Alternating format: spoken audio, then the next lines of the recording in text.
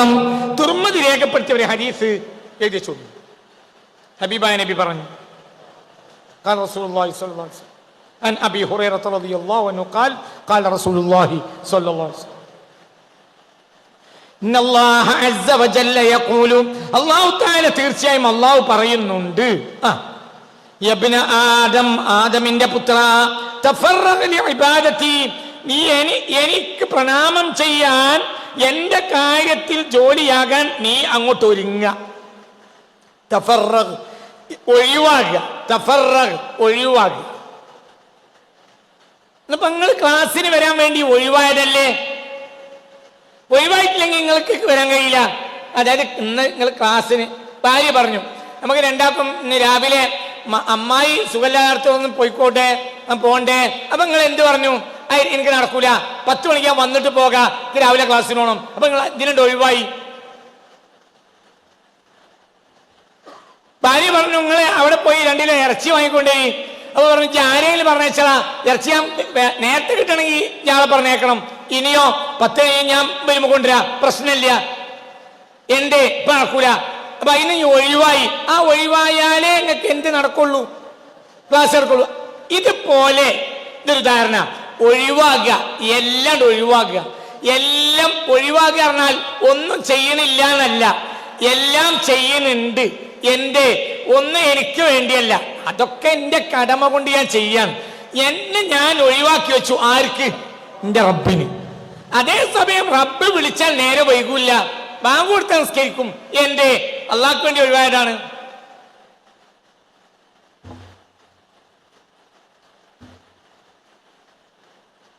ഈ കല്ലറ്റിമേലും മറ്റോ ഇരിക്കുന്ന ഹെഡ് ലോഡ് തൊഴിലാളികളെ കണ്ടിട്ടില്ലേ?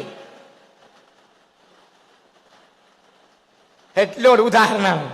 ഹെഡ് ലോഡ് തൊഴിലാളികൾ, ഹെഡ് ലോഡ് തൊഴിലാളികൾ മനസ്സിലായില്ലേ? കേറ്റിറക്ക് തൊഴിലാളികളിലെ ഹെഡ് ലോഡ് തൊഴിലാളികൾ. ഇങ്ങോട്ട് നോക്ക്. ഈ കല്ലട്ടിമേലും മറ്റും അവിടെയും പീടിയുടെ കൊലയുമേലും അവിടെ ഇവിടെയൊക്കെ അങ്ങനെ അവിടെ ഇവിടെ ഇങ്ങനെ ഇരിക്കും അങ്ങാടിയിൽ.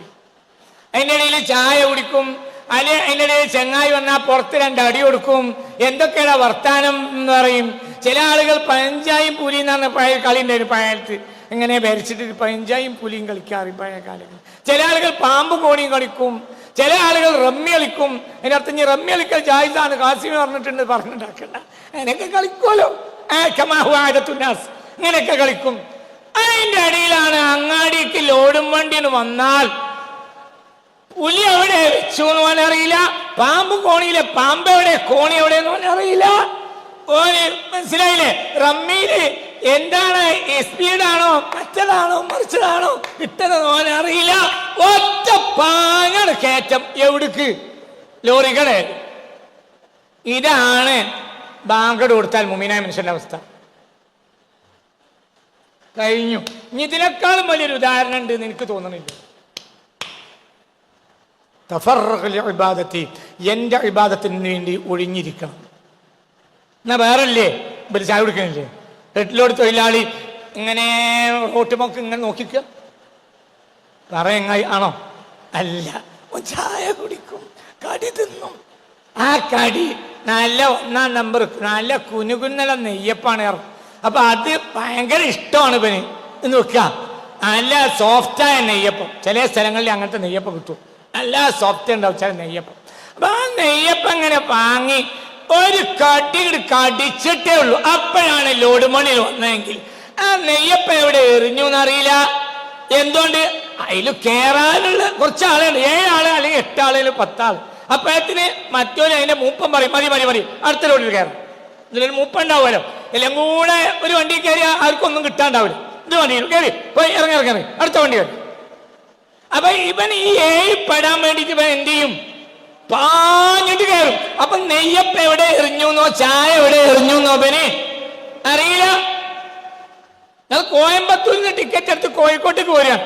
പാലക്കാട് ബസ് നിർത്തി ഒരു ചായയും പൊറാട്ടയും പറഞ്ഞ നേരത്താണ് എന്ത് ഡ്രൈവർ പിന്നെയും തിളപ്പിച്ച കിറുകുറുന്ന് ഒച്ച കേൾക്കണ സമയത്ത് നിങ്ങളെ പൈസ എവിടെ എറി പൊറാട്ട എവിടെ നിങ്ങൾക്ക് അറിയില്ല. ബസ് കയറും. എന്തേ? നിങ്ങൾ ഒരുങ്ങിയൊരു കോഴിക്കോട്ട് പോകാനല്ലാതെ പൊറാട്ട തിന്നാനല്ല. ഞാൻ പൊറാട്ട തിന്നൂലേ? തിന്നും. എപ്പോൾ തിന്നും? ബസ് കുറുകുറു എന്ന് പറഞ്ഞില്ലേ തിന്നും. തഫറഗ് എന്നൊക്കെ പറഞ്ഞത് മനസ്സിലായോ? ഇനിയും തിരിഞ്ഞിട്ടില്ലെങ്കിൽ നിങ്ങളെ ചക്കമ തിരിയേണ്ടി വരും. തഫറഗ്, ഈ ഒഴിഞ്ഞിരുന്നോ ഈ ഇബാദത്തി, എൻ്റെ ഇബാദത്തിന്. മനസ്സിലായില്ലേ? ചിന്തിക്ക്. ഭാര്യയും ഭർത്താവിനും കല്യാണത്തിന് പോയി, ചോറൊക്കെ വെച്ച് കഴിഞ്ഞ് മൂപ്പര് വർത്താനം പറഞ്ഞിട്ടുണ്ടെങ്കിൽ ഓളും ചങ്ങാഴ്ചയോട് വർത്താനം പറയും. പക്ഷെ അതേ സമയത്ത് ഓള് ഇടങ്കണ്ണിട്ട് മൂപ്പരെങ്ങനെ നോക്കും. എന്തുകൊണ്ട്? മൂപ്പര് എന്ന് പറഞ്ഞാൽ ഒരു മുരടനാണ്.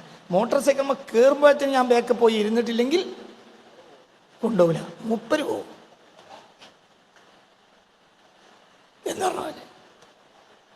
പിന്നെ ചങ്ങാഴ്ചനോട് ഞാൻ പോയി വരട്ടെന്നോ പറഞ്ഞാൽ ഒന്നും നേരം ഉണ്ടാവില്ല. പാഞ്ഞ് വണ്ടി കയറിയിട്ട് പോയിലെത്തിയിട്ടാ ഫോൺ ചെയ്യുക. പിന്നെ മൂപ്പരൊരു മോശം ഓടനാ നടക്കാറിയാലോ, അതാ ഞാൻ എന്നോട് യാത്ര വരെ പറയാതെ പാഞ്ഞത്, ഇതൊന്നും വിചാരിക്കരുത് കേട്ടോന്ന് പിന്നെ പറയും. എന്തേ? ഓള് പോകാൻ ഒരുങ്ങിയോളാണ് അയാളൊപ്പം എന്നത് പറഞ്ഞ പോലെ നീ എനിക്ക് വേണ്ടി ഒന്ന് ഒരുങ്ങിക്കോ അടിമേ. എന്നാലോ ആര് പറയാ? അല്ലാഹ്. എന്നാൽ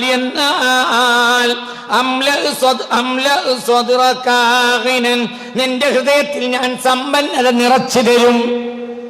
ഓഹോ ഹോ. അപ്പൊ സമ്പന്നത നിറയേണ്ടത് കയ്യിലല്ല, ഹൃദയത്തിലാണ്.